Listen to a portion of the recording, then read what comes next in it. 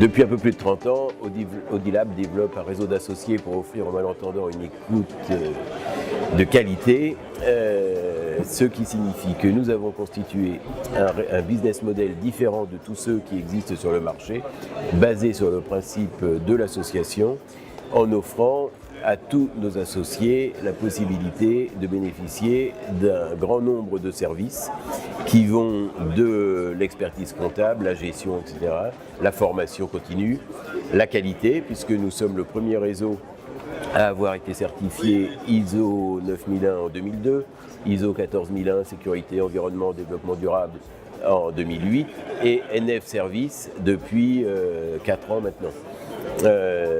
Tout premier réseau a bénéficié de toutes ces normes. Nous avons également un service relations médicales, tout ce qui est aide à la création de nouveaux labos, architecture, tout.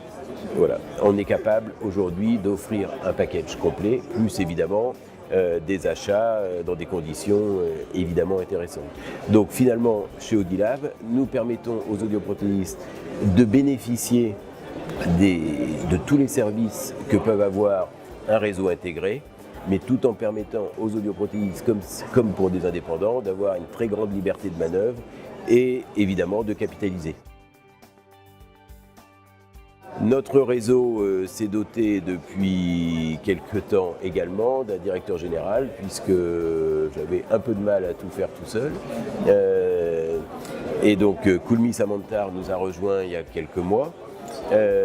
Et il faut savoir aussi que chacun de nos services est sous la responsabilité d'un audioprothésiste de terrain qui s'assure en permanence de l'adéquation de ce qu'on met en place avec les besoins du terrain.